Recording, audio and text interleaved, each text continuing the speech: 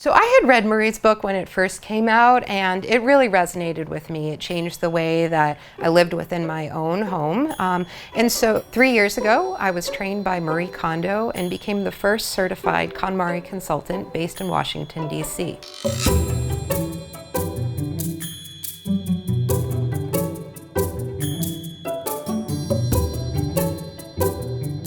So the KonMari method has us separate items into categories: clothing, then books, then paper, miscellaneous items, and finally sentimental. And we want to identify each of the items in those categories and make sure that you're picking only the ones that spark joy for you.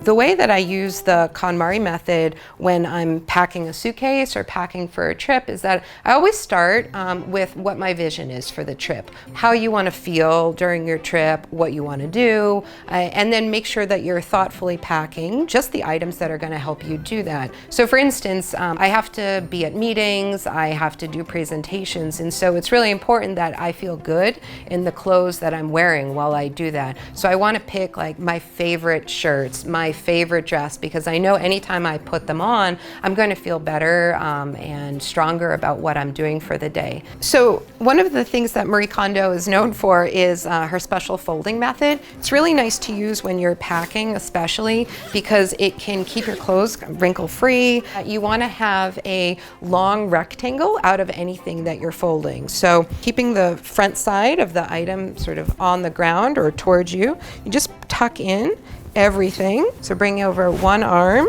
and then the second arm.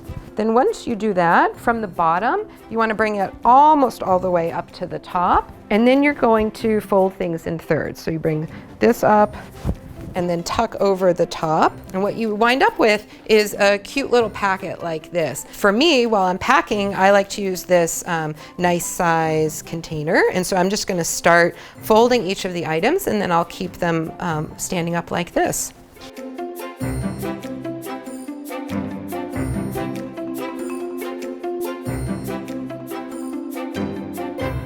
So the toiletries I have, same sort of idea. I try to keep them separated in different containers so that I know what's where. In the smaller one, I keep all of my liquids, so that's really easy to pull out if anyone at an airport needs to check it. And in the slightly larger one, I keep items that don't have liquids, so like dry shampoo, a sheet mask. And again, one other thing about the KonMari method is to reuse items that you have in new and joyful ways. So like I got this pouch at an event that I went to for a club that I'm in, and it makes me really happy, and I think back to the memories of that weekend when I use it. And so I'm gonna repurpose it, and now it's my snack bag.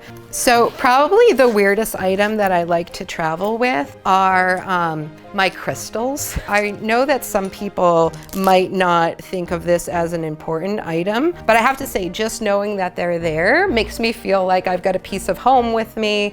It makes me think about what is the importance of what I'm doing and how I can bring my best self to the work that I'm doing in my trips.